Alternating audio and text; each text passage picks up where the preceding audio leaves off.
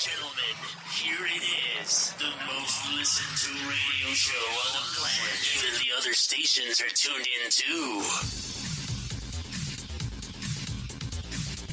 The views and opinions expressed in this podcast by the host or the guest do not necessarily reflect the views of Paranormal Buzz Radio or its sponsors. Use of any materials produced by Paranormal Buzz Radio without express written consent is strictly prohibited. For information on everything Paranormal Buzz Radio has to offer, visit our website, paranormalbuzzradio.com. Like us on Facebook, follow us on Twitter and Instagram. Listener discretion is advised.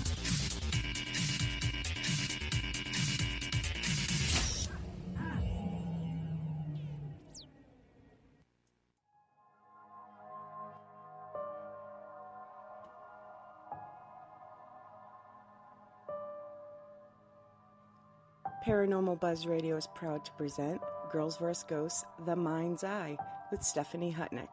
Live only on Spreaker. Every other Monday, 7 p.m. Eastern, 6 Central, 4 Pacific.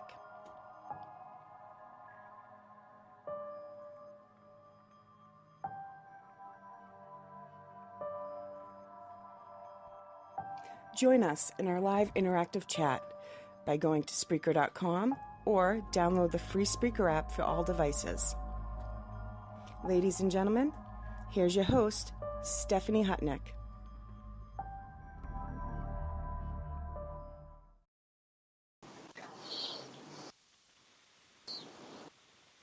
Hi, good evening, everybody, and happy Monday.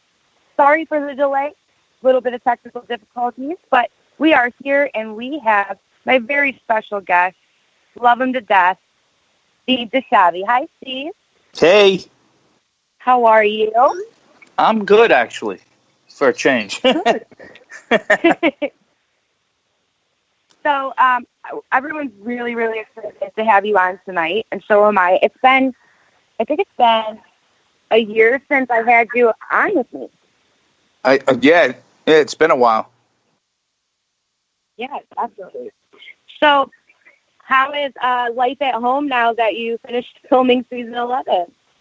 Well, we finished season 11, and we did 2 episodes at the season 12, so I go back out on the 22nd, I think, to continue season 12. Oh, good. So that's already the work then. Yeah. So much for us to look forward to.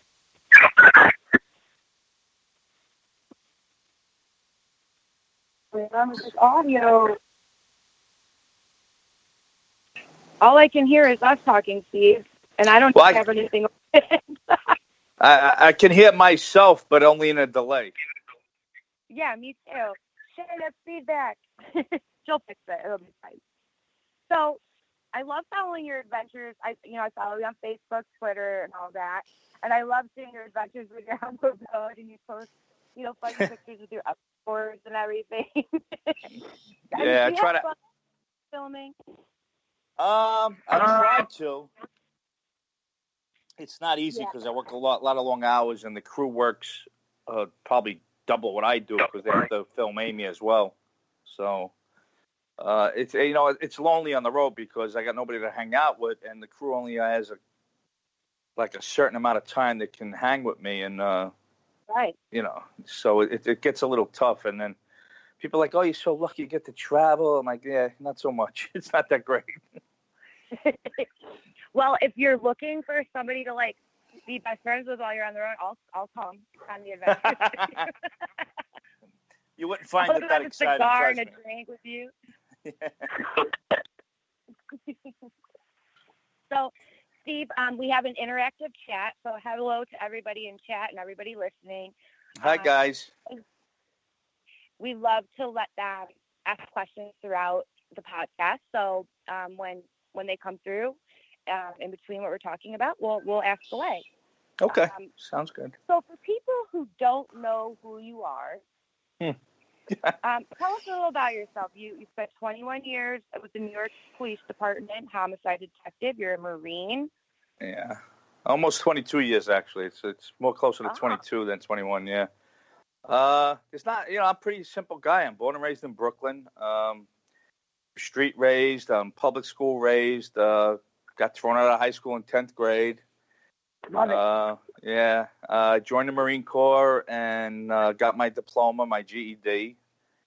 Mm-hmm. And while I was away serving, my sister filed me for the police test. And it was a lucky break. I came home on leave, and I was able to take the test while I was home on leave. And literally 2 years later, I was actually supposed to be in the January class, but I didn't get discharged till June 29th, so I went into the July class. Actually, my anniversary, July 16th, is coming up next week. I would have had 35 years on the job. Oh, wow. Yeah. That's long incredible. time. Yeah, long Yeah, time. long time. Yeah. I've been out almost 14 years, so. Does it seem like it went by fast for you? It flew by. It didn't even just go by fast. It flew by. And there's an old joke about guys that are retired that if you make it past 10 years, then you beat the system. So I beat it by. Well, yeah, good for you. No, thank you for everything that you've done for everybody. I appreciate that. As a Marine, it was very much appreciated. So I always want to know how you go from, a police officer, a detective, a Marine, to being on one of the most watched paranormal shows on TV. What made you want to be a part of the show? Nothing made me. I wasn't even looking for it. It actually fell in my lap. Jim Casey, the creator of the show, was pitching a show to a network executives about a private investigator, and one of the executives saw me on this documentary I was on called NYPD 24/7, and said, I saw this guy in this documentary. It'd be great for television. So Jim reached out to me, and we did a couple of pilots, nothing to do with the paranormal end of things, and all the networks were like, yeah, this guy's too short, he's too fat, he's too New York, he's this, that, and the other thing. But I think that's just what we needed, actually. Yeah, they were looking for the next. Person, Yeah, they were looking for the next Mike Rowe, I guess. That Dirtiest Jobs guy. But Travel Channel, there was an executive producer there, David Gerber, who I love to death. He's a great guy. He's retired now, but he took a chance, and he thought the show had a lot of moxie, and he said, you know what? I think this is going to do well. And to his credit, he pulled. He gave the green light. And we filmed 8 episodes. And I was still working full time in New York at the time while doing the first 8 episodes. I was working for Merrill Lynch. It was horrible. I mean, I was 4 months on the road. I was working, taking a flight, flying out, filming, coming home, working, at Merrill Lynch, doing the fraud unit. And I hated that job because I'm not a desk guy. I absolutely was going out of my mind. But I eventually... I only did the first season. Once it aired, I was like, I'm not really doing much in this. I talked to somebody for 2 hours, and it'd be 3 minutes of me going, "Wow, okay, right, interesting," and that was it. So when we got picked up for the second season, I said, "Listen, I'm not really interested in doing it again, and I'll find somebody to take my place." I had no intentions of coming back for season 2, and I got convinced into doing. Actually, the guy I was working for said, "Are you out of your mind? You gotta do this, bro." He says, "Don't worry about it." I said, "But I have to leave work. I have to, quit." He's like, "Don't worry about it. We'll hire you right back." Yeah. So that was 9 years ago. Yeah. And here you are filming season 12. Yeah. It's crazy. I still consider myself a regular guy, just a person. And when I meet fans on the street, they're so excited to meet me. I'm like, I'm not that exciting. Why? What are you getting so excited about? But yeah. But it's really it's very humbling for me because I'm a street guy. I'm not I never wanted to be an actor. I had no intentions of being on television. And I have actor friends from New York, and they hate me because they've been working their whole lives trying to become, actors and getting a break, and here it just fell in my lap. And I feel bad, but at the same time, I'm like, oh, what do you want me to do? I can't help it. It's not my fault.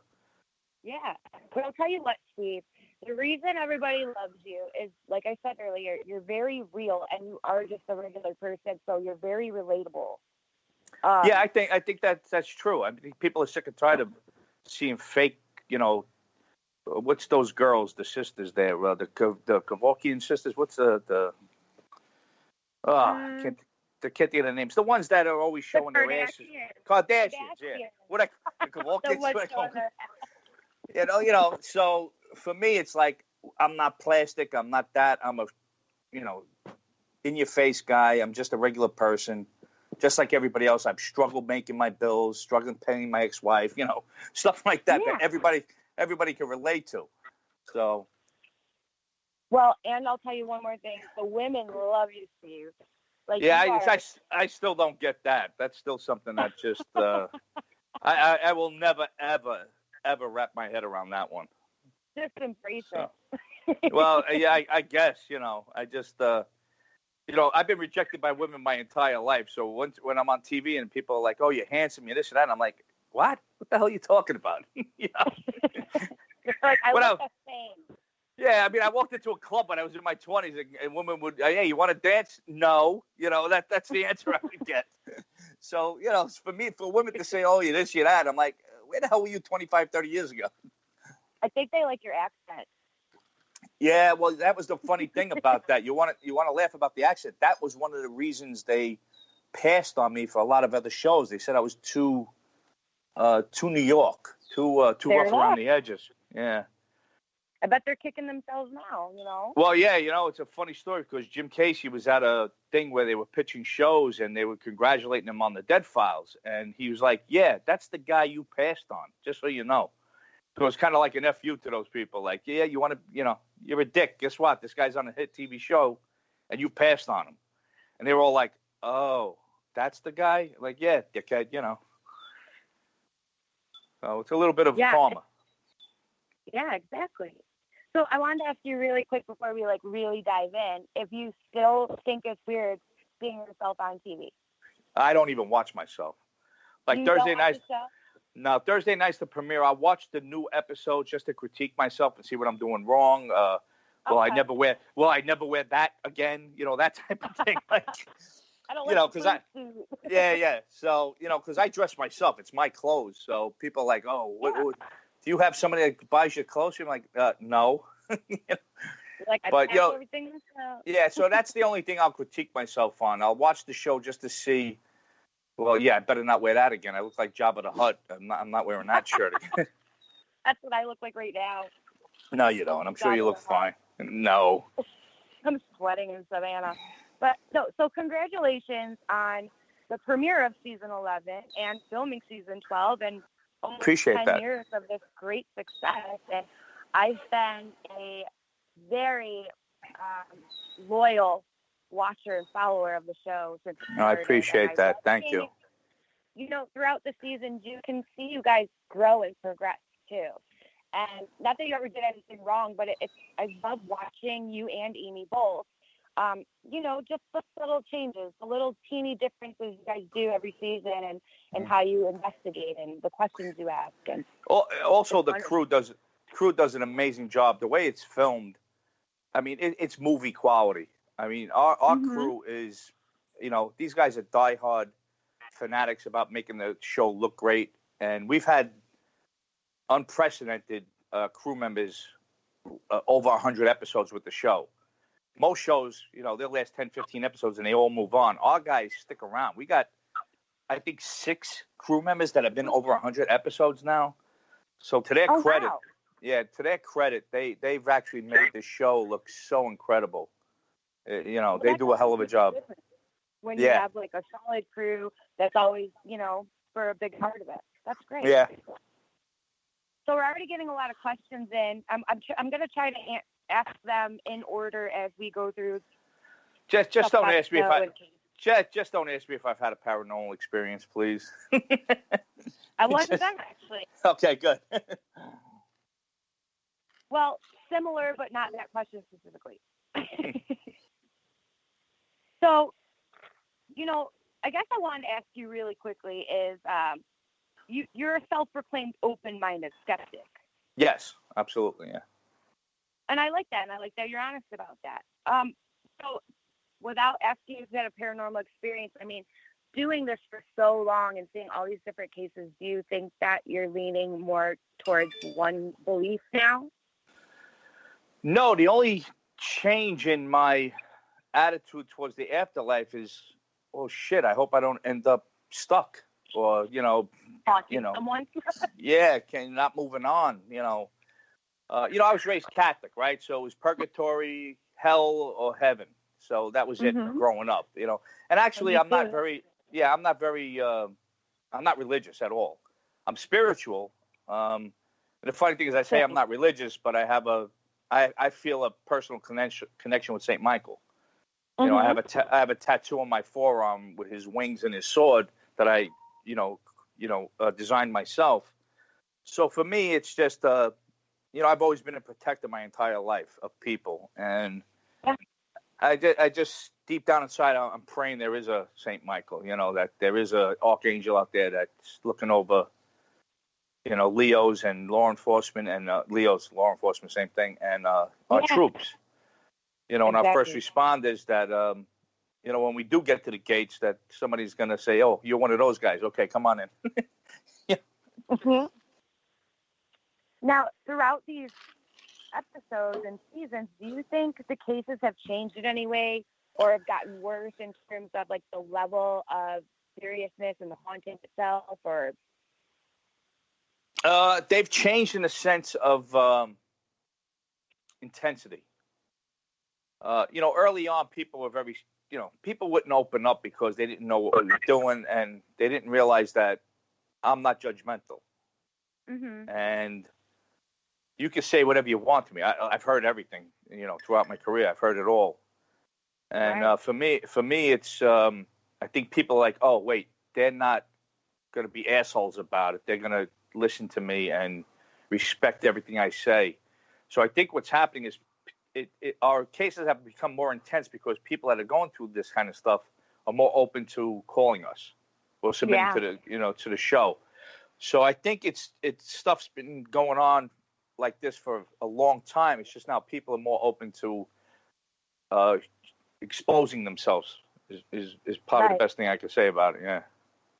And your show, along with others, have made it possible for them to feel comfortable, which is a great thing. Yeah, I think so. I mean, you're not alone, No, and I'm a big hugger, so somebody starts crying in front of me. I'm Italian and from Brooklyn. We're huggers, right? So I think I know a lot of people are like, oh, he's just doing that for the cameras, and I'm really not. It's just the way I was raised.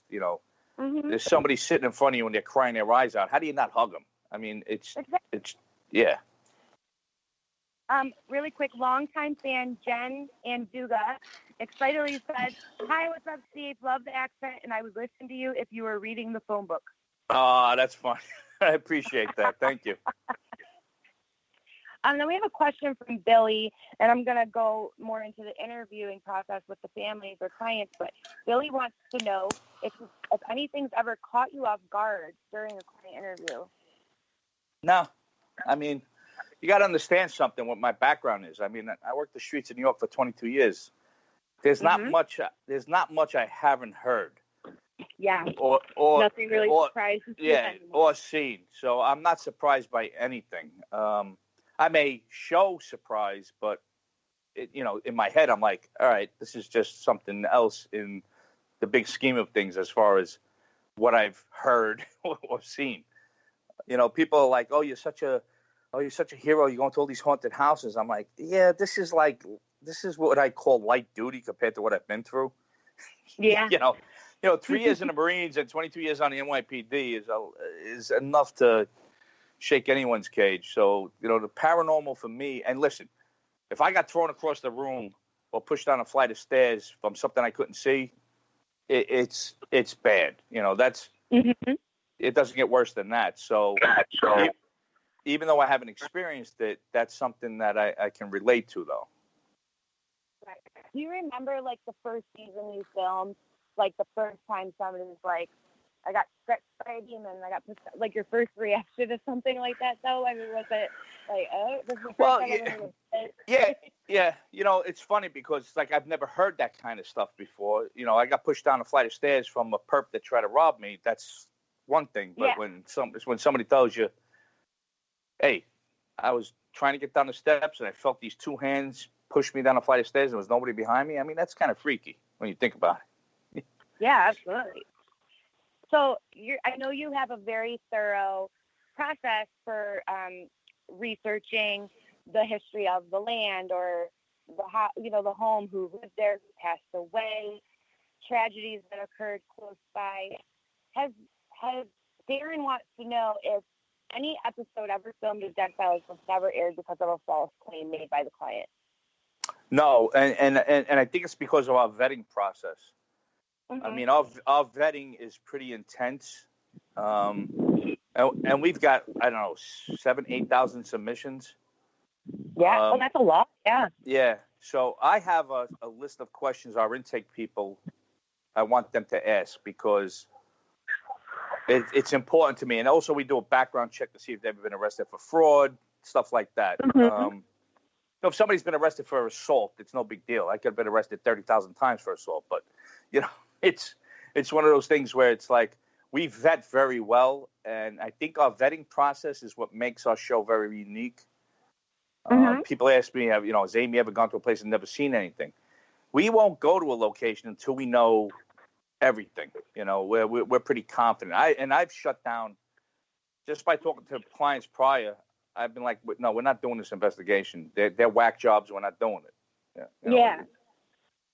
So I think that helps. I mean, our vetting process is intense, and I think our personnel at the office in Los Angeles is very in tune as to what they need to ask and how to process our cases. So. Mm-hmm. And I know you spend a lot of time personally doing the research for these locations. Yeah, I have an assistant, though. I know, but last time I had you on, it was like, I love that it's so thorough, but it just seemed like a lot of work. Have you been able to make that any easier for yourself? No, the problem is we have to do so much research, and probably 90% of the stuff we uncover never makes it to air or never comes up. Obviously, if Amy sees something on a walk and parts of my investigation have nothing to do with it, why would you air that? It makes no sense, right? Right, yeah. But probably 90% of our research doesn't come up in her walks. And it's not because she's not great, but it's because it just doesn't, she didn't see it. Yeah. So. Well, this show is about you, but I want to ask really quickly, how has your relationship with Amy grown through the years as well? Because I know you guys don't do the show together until the reveal. Right. That's the only time I see her, really, because we stay in separate hotels. We take separate flights. You know, usually we take separate flights. It's a working relationship. I mean, Amy and I are very different. She and I would not hang out with each other socially if we weren't on the show together, because we're very different people, obviously. Right. Right, but we have a great working relationship, and I'm always concerned about her safety and stuff like that. But we work well together because there's people you can work with and there's people you can hang out with. So it's very difficult to find people you can do both with. So. Mm-hmm. No, I love that. And then John wants to know, can you feel or describe the energy when you're working with Amy? So when you guys are doing the reveal and she's confirming things, and what does that feel like in that moment? I don't really feel anything. I just, I don't have that sense. I'm more of a street guy. Like if I walk into a bar, I can tell if something's going to jump off. Mm-hmm. But as far as her at the table, sometimes she'll just go silent and look over the client's shoulders. And I know she's seeing somebody that nobody else can see. And I'm like, all right, she's dealing with these assholes. So, Yeah. I can't imagine being on the client side of that table with you two. And I really think my jaw would be on the floor and I'd be like drooling and scared. And I don't even know how I'd feel. Well, you know what it is? I try to put the clients at ease. Obviously, I talked to them way before, the night of the reveal. I talked to them ahead of time, and and I explained to them. I said, "Listen, this is not the Steve and Amy show. This is about you guys. It's a client. To me, it's a client-based show. It's not about the paranormal. It's not about Steve. It's not about Amy. It's not about Matt. It's about you guys." And I always tell them, the audience is rooting for you guys. They want you to get resolution. They want you to fix this. So to me, every week is more of a story of people than it is the paranormal. You know what I mean? Oh, sorry, Steve. No, I'm saying you understand what I'm saying. It's more about the people than it is, to me, more than the paranormal. Yeah, bringing them some type of answers, closure, a sense of like, okay, we can take care of this. Like we're gonna be all right. Like this is something we can fix or change. Well, you know what? We just did an episode outside of Philly a few weeks back, and this poor family, she spent thousands of dollars on witch doctors coming in and ripping them off and telling them they could fix this, fix that, this, that, and the other thing. And we were like their last hope. I mean, when I tell you their last hope, they would like, we're just ready to go live in a Motel 8 to get out of here. Oh, that's terrible. Yeah, so, and us helping them at the end of the whole thing, they were moving out of this house regardless. They were like, we don't care if we can fix it or not. We're going to fix it for the next people, but we're out of here anyway. That's how bad it was. And to hear about them getting ripped off, it really pissed me off. I was like, you know what? People aren't right. People just take advantage, and it's just, it's frustrating. Yeah, people can be disgusting. They really can. Empathy is lacking nowadays. Yeah. I was curious if, and I don't know if you could tell me this or not, and it doesn't really matter to me either way, but I'm always curious if the clients know anything before the reveal about what Amy's going to tell them or what you covered. No, not a thing. Nothing.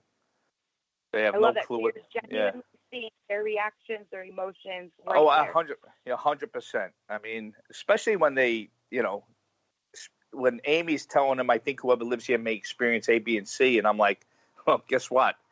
They're experiencing A, B, C, and D. So you really hit. It's verification for them as well. That they're not nuts. Mm-hmm. Exactly. And then I always wonder, and I'm glad you just said that. Like people say, regardless, we've been through hell. We're not staying here, but we'll fix it for the next people. There's a lot of times where Amy's like, I think you should move. Like, it's the land, it's cursed or whatever. I've always wondered if they can't because of financial reasons, what do they do? If, do they really follow through with her advice? Secondly, what happens if they do move and somebody else moves? And, like, does that house have to go back? Well, yeah. And how do you even tell, the person that's buying your house, like, there's two demonic entities and, like, this old crazy woman spirit that likes to scratch us in our beds. Like, how do you... You know what the ironic part about the whole thing is? I try to talk to people that have lived in the house prior to the clients, and most of the time they'll tell me to go to hell, but a lot of times I'll talk to them and they'll be like, we were there for 20 years, we didn't experience anything. And I think a lot of it has to do with the clients that are actually open to this paranormal. Right. And I think that is a big factor in the home. So I'm sure if they sell it and a guy like me moves into the house, I'm never going to see or feel anything. But at the same time, right. But at the same time, you have a moral obligation to, I guess, make it like fix the plumbing before you get out. Right. I'm always surprised when there's like multiple deaths on a property on your show, and like the clients are completely unaware. I thought that was something that had to be disclosed. No, not really. Not anyway, maybe not from like 1800s. Yeah, not if it's natural causes. I mean, there's no reason to, if a murder took place or suicide, something like that. And a lot of states are very different on their rules and regulations. So, I don't know any house that's over 40 years old that doesn't have people that died in it. I mean, come on. At some point, somebody had to drop dead in the house. Yeah, it's a natural thing. Yeah. Lexi Rose wants to know, how in depth do you get into an investigation before determining if you guys are going to go there and help them and so be on the show? Oh, it varies. It could take from a month to 4 months before we'll pull the trigger. And then it's got to get approved by the Travel Channel because they own the show. So, you know, we may work 5 months on trying to get a case, and they'll be like, no, we don't want you guys doing that one. So it's 5 months of work down the tubes. It doesn't happen often, though. It's very rare, but it doesn't happen. It happens once in a while, once in a blue moon. Yeah, there's got to be so much going on behind the scenes. You know, who knew? There's so many questions, so I'm just rattling them off. Do you mind if we talk about your police work? Sure. Okay. Well, Jen really quickly wanted to know how long you'll be on the road for filming season 12. Well, we have 11 episodes left for season 12, so we'll be on the road on and off, 2 weeks on the road, 7 to 10 days home, back on the road. I think till 2 days before Thanksgiving. Oh, wow. That's quite yeah. Yeah. TV you are. I was really mad when I was living in Milwaukee and you were coming there. And then I moved to Savannah 2 days before you were to be there because I had the perfect cigar lounge with Jeffrey Dahmer saying I wanted to take you there. I was mad. Yeah, I didn't have much time in Milwaukee. It's a great little town, too. It is. Yeah. Okay, Rhonda wants to know if or when you're working with cold case detectives on a cold case, do you know any that would be open to listening to someone like Amy if she could potentially give clues or maybe knew who it was, anything like that? 95% of those guys wouldn't give Amy the time of day. But if it's coming from me, I'll say, listen, I worked with psychics when I was in homicide. Just take it and see what happens. It can't hurt. Exactly. You know what I mean? That's it's not admissible in court, but I'm like, listen, bro, you got this. Just take it. You got nothing else going on. See what happens. Yeah. Darren wants to know, in the, almost 22 years on the force, what was the worst case you were on as a police officer? Oh, Christ. Well, that's I got kind a of list. a tough. Yeah, that's a tough one. The kid murders always got to me. I was the child fatality expert for my borough, so I had to respond to every child death, whether it was SIDS, natural causes, or homicide. I had to respond to each one. I had to go to all those autopsies of infants and kids under the age of 2. That's the stuff that people say, oh, how come you don't sleep at night? That's why I don't sleep at night. Thinking about a 9-month-old being autopsied on a table it's a little tough. When you're doing it, and it's funny, I was talking with the guys today because we had our group therapy, slash cigars. And we're talking about when you're on the job, you're in a warrior mode. So you kind of everything just kind of deflects off of you. You don't really deal with it. And then when you retire, it all kind of sinks in and it just sits with you. You may see something on television or watch a movie and it'll trigger something.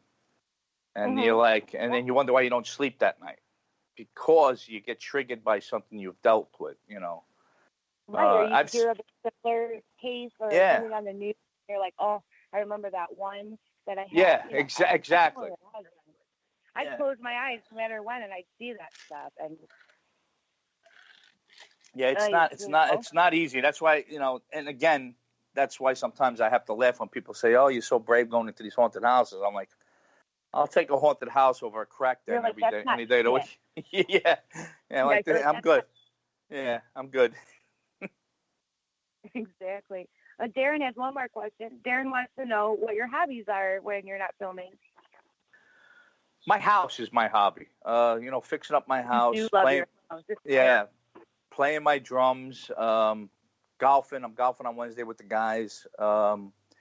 It's funny. Even when I'm off, I got so much stuff going on. I got because I'm old, I go to doctors a lot now, so I got that going on. And to me, my house is my hobby. I'm a perfectionist when it comes to I want everything just right. So for me, my house is my priority. And even when I was married, it was my priority. My house was always, I always had the best, Christmas lights, always had the nicest lawn. That's the guy I am. I love it. I remember last year when I had you on my other show, or my old show, I should say, you just had gotten your really nice fridge. My what? You got your my fridge. Nice new fridge. Oh, yeah. Let me tell you. I was excited for it, and I was like, I'm jealous. That's a badass fridge. Every time I open that refrigerator, I go, oh, it's just. The light turns on when you open it. Yeah. I do love my refrigerator. Yeah, that's great. You take so much pride in your house. I mean, that's your sacred space. That's where you're comfortable, and you shut everything else off if you want, and just relax. And it should be enjoyable for you. That's wonderful. Well, everybody's home should be their, their go-to place, their domain where they just like, this is where I feel the most safe and most comfortable. So that's, when I come home, it's like, I'm so glad to be home. I just want to sit on the couch, watch some TV. I don't even unpack for like 2 days when I'm home. Yeah. I just leave it sitting there. I'm like, I'll get to it later. Well, I do that too. That's just because I'm lazy, though. So we have a specific question from listener named John.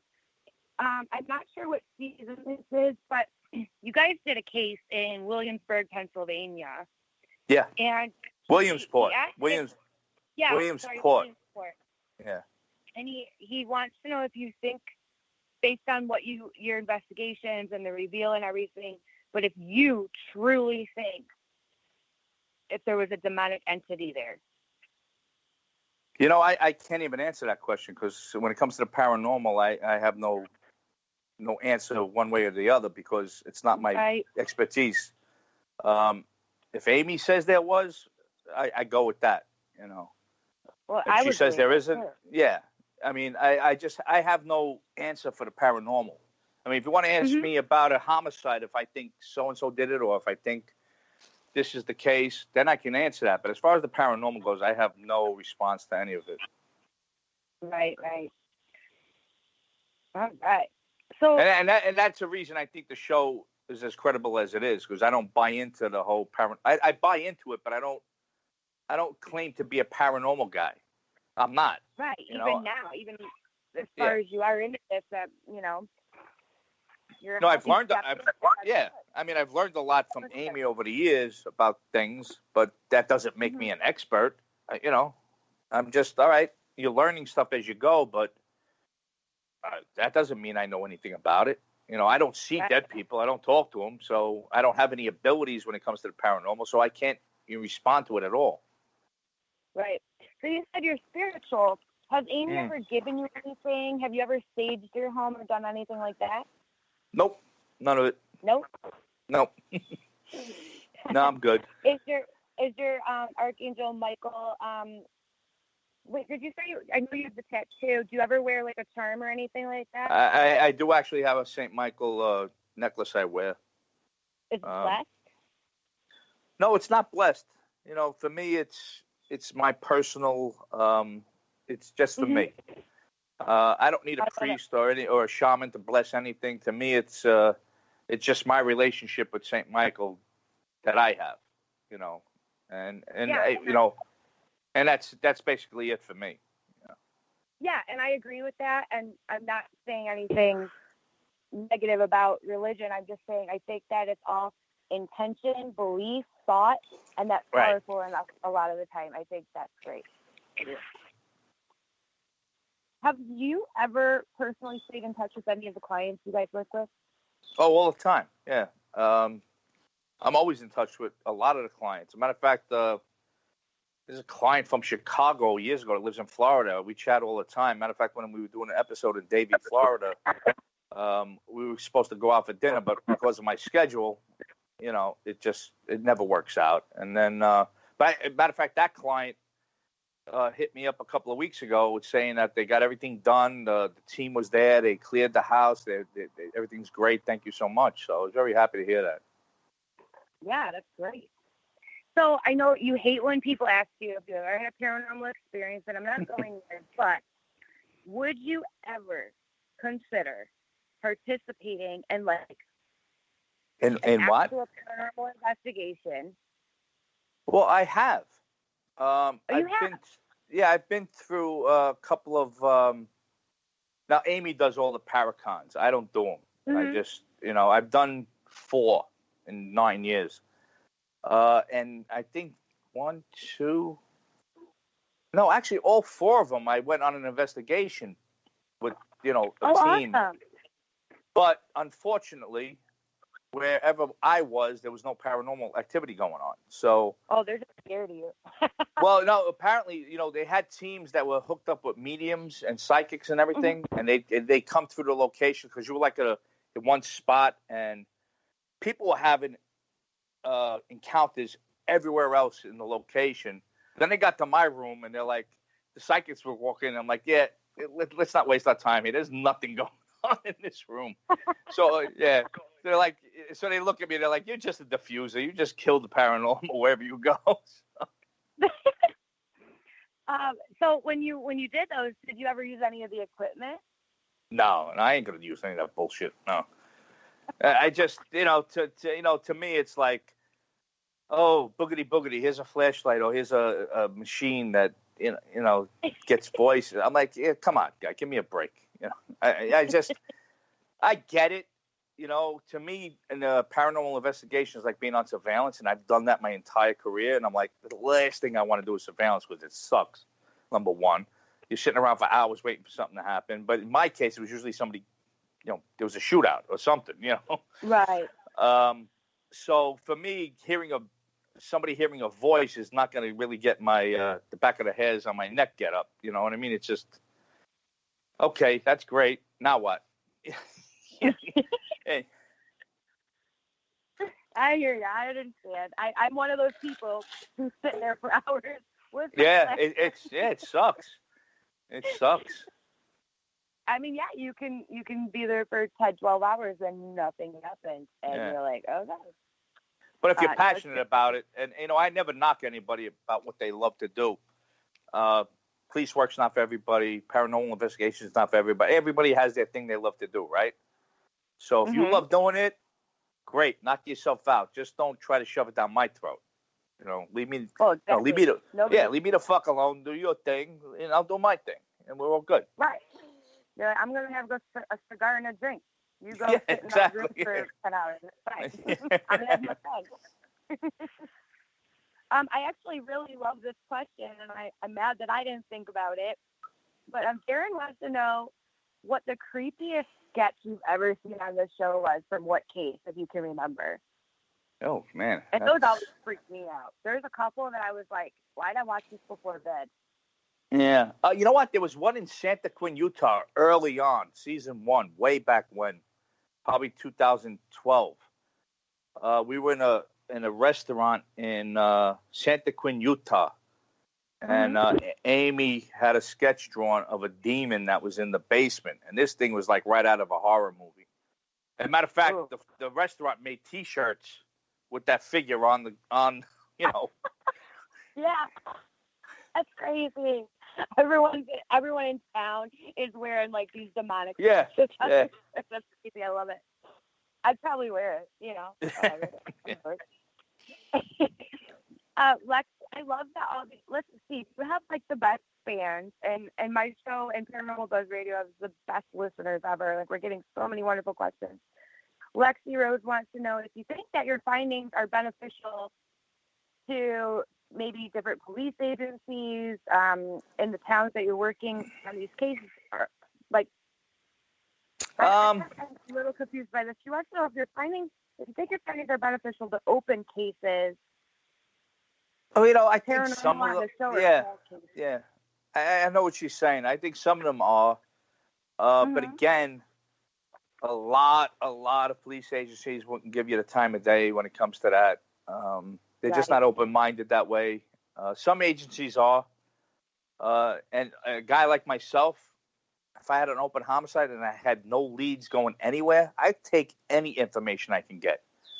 You know what I mean? But the problem is there's a lot of whack jobs out there that are going to fill your folder up with a lot of bullshit. So, you get kind of scorned to it. You're like, all right, another nut job's got another, theory on my case. Yeah.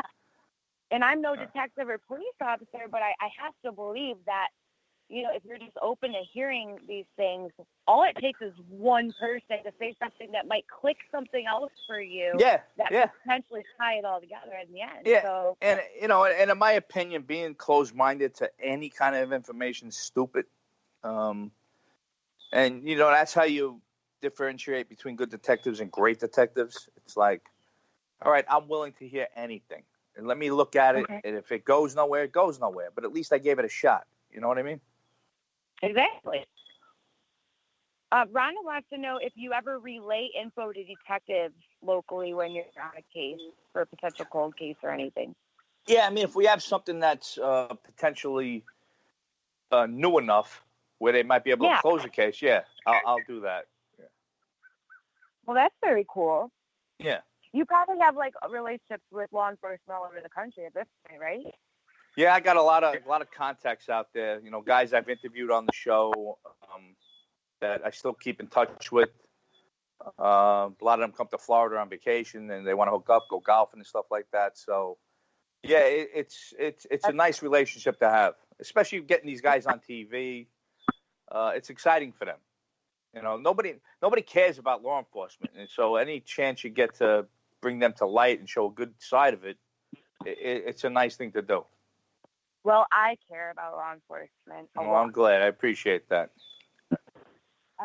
Billy wants to know if ever in your life, even if it wasn't tied to death files, have you uncovered info that has reopened the case? Not on death files so far, no. Okay. Not that's anything open. You got to understand something. An open homicide is an open homicide. No matter, it could be from 1825 to 2005. An open homicide is an open homicide. If you could close it, great. Obviously, you're only going to work on stuff that's pretty new. And I say new with cold cases the last 30, 40 years. Right. Because, if you could bring closure to a family, I mean, what's better than that? Oh, 1,000%.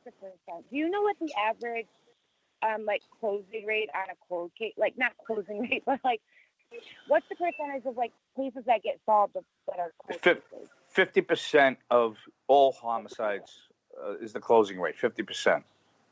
50%. Unfortunately, yeah. And it's a bad statistic, but it's our laws, it's our court system. I've had many cases where we knew who the guy did it, or knew who did it, and we just didn't have enough evidence or witnesses to close the case. But there's probably 30% more that if you had just that one more piece of evidence, you can close the case. So there's no reflection on the detectives, but it's a reflection on our court system and the system in general. Right. Really quick, this is so off topic. It's not off topic, but it's really far from what we're talking about, death files and everything. But I don't know if you've ever watched the kids behind bars where they murdered somebody when they were 14, and then the Supreme Court said that they can't be sentenced executed without parole because whatever, they changed that. I'm telling you, that show pisses me off, and I sit there wanting to vomit at these lawyers that want to help these kids that didn't know what they were doing because they were too young. Come on. Well, I'm of the opinion that if you're a scumbag at 14, you're going to be a scumbag at 48. You know what I mean? I don't think people change that much. I don't think so either. Not I don't think that dramatically. Can we reform killers and murderers? I don't know.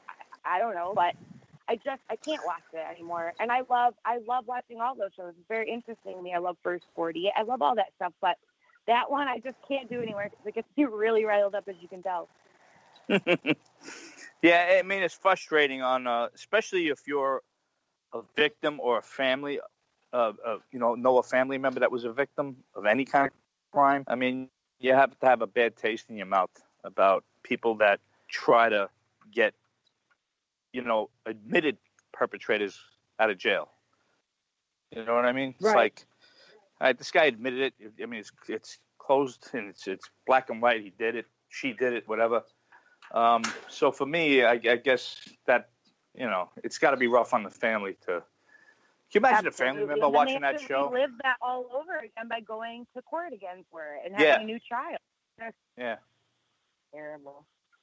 Sorry, I told you I was getting off topic a little bit there, but one or two more questions, and then I'm just gonna ask you one more quick question about the new season, and we will let you enjoy your Monday night, Steve. Okay. Keith wants to know, from what you remember, what the most active location was for Dead Files in terms of the reports from the families or clients of what was going on. If you remember a specific episode. No, and I really can't pin one down. Santa Fe Prison always comes up because it was such a big location, obviously. I think that location, because a lot of the experience were coming not only from guys that were in prison, but also from the guys that worked there. And they're the only police agency in the country that has a paranormal section for their curriculum that says, listen, this place is freaking haunted. So expect to run into shit that you're not used to seeing. That's really cool, though. Yeah. Yeah. That's really cool. So what can we expect from the premiere of season 11 on Thursday? Anything you could tell us about the episode without, too much? It was. I found interesting on this episode that's going to air is, something you don't normally hear. There was a kid that actually poisoned other kids in the neighborhood. What? Just to watch them die, and she would sit there and watch them go through the process of dying from the poisoning. That's fucked like up, right? Shit. Yeah, but this is a kid. This is not an adult. This is a 12-year-old kid, I think, 13 years old, if she was. So that's a pretty intense part of the investigation. Absolutely. That's going to be a pretty awesome episode. So that, for everyone listening, that Thursday, July 11th, this coming Thursday at 10 p.m., season 11, episode 1 on Travel Channel. So make sure y'all tune in. That's 10 Eastern time. Real quick, I'm going to ask one more question, Steve. Any case you regret being a part of on the show? No, nothing. No, not at all. Love it. All our cases, to me, important in one way or another. Like I said, every client's different. Every location is different. The paranormal stuff may be, mundane, where it's like, I see shadow figures, I see this, I see that, bada beep, bada boop, all this other crap. But it all boils down to the client and what they're going through, Right. Everybody's got their individual story, right? Exactly. I personally love seeing the families open up about this, no matter what, their experiences are, what level of haunting it is. I think they're equally important. And then your investigation aspect and the history and uncovering everything, along with Amy's confirmation, literally never disappoints. And I'm amazed every time with what you guys come up with and, how it all ties in together. It's just incredible. Yeah, I appreciate that. Yeah, I mean, we work very hard at keeping the integrity of our show intact. We work very, very hard at that. Amy's got her rules. There's a reason we don't stay in the same hotel. There's a reason we don't take the same flights. I could take a lie detector test today or tomorrow and say, yeah, Amy knows nothing about where we're going or any information prior. So So how can everyone follow you on your adventures on the road, or just get a glimpse into Steve DiSchiavi's life on social media?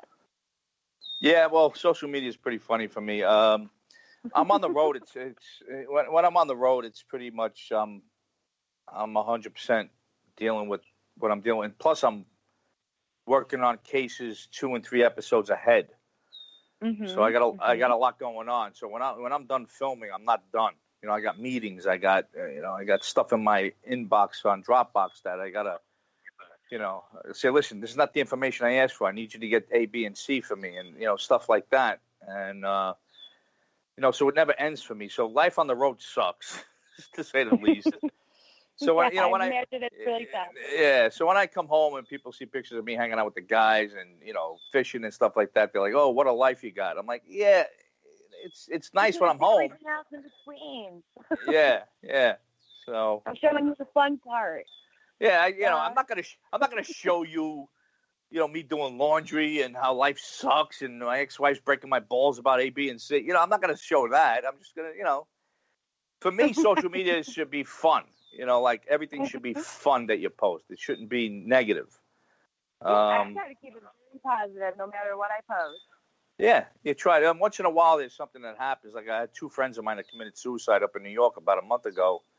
Oh, I'm so sorry. Yeah, and I knew both these guys really well. And then another friend of mine died a week later from cancer from 9/11. And I just, Yeah. So stuff like that, I'll post once in a while, but I try to keep it pretty upbeat and positive because, life sucks anyway, so why make it even more miserable? Right. Well, thoughts and prayers to you, and I'm so sorry for your losses. No, I appreciate that. Yeah. And I, if you're talking about your friend that has also been fighting for the responders from 9/11. Yeah, he died. Actually, everybody. I knew Louis. He just passed away. He was on TV with Jon Stewart, and Louis passed last week. So pretty rough. But hopefully Congress will listen. I really, really do hope so. I really do. He did a very important, really brave and great thing for everybody. So hopefully everything works out on that front too. Yeah. So everybody, again, Thursday, 10 o'clock, Travel Channel, Season 11 Dead Files. And Steve, thank you so much. I really quickly have to shout out. Thank you, listeners. Thank you, people in the chat. Thank you so much for your questions. I appreciate them. People that are going to tune in later. Steve, you're great as always. I'm going to shout out Matt, Kim, Allison, Michelle, Kyle, Jen, Darren, John, Keith, Billy, Rhonda, Journey of the Unknown. You guys are all amazing. Steve, I hope you have a great Monday, a great week, and I can't wait till Thursday to tune in. Thank you so much. I appreciate you guys having me on again. Oh, it's always my pleasure, Steve. Thank you. You take care. All right, you guys have a good week. Thank you. All right, bye. Bye. So, everybody, I will be back in 2 weeks from today at 7 o'clock Eastern Time as usual. And next time I will have the one and only, the amazing, I might be a little biased, Eric Knapp on with me. He's been a paranormal investigator for over 20 years. He had a show, Hunting the Haunted. He has New Hampshire Project Paranormal. You guys want to hear what he has to say, and we might spill the beans on the Savannah experiment. So make sure you tune in. Again, I honestly mean it. I love you all. Thank you so much for your support and tuning in to hear Steve. Go show them some love. Watch the show on Thursday, the premiere. Again, he said they're filming season 12 now, so a lot more Dead Files to come. I hope everybody has a great night, and I'll see you back in 2 weeks.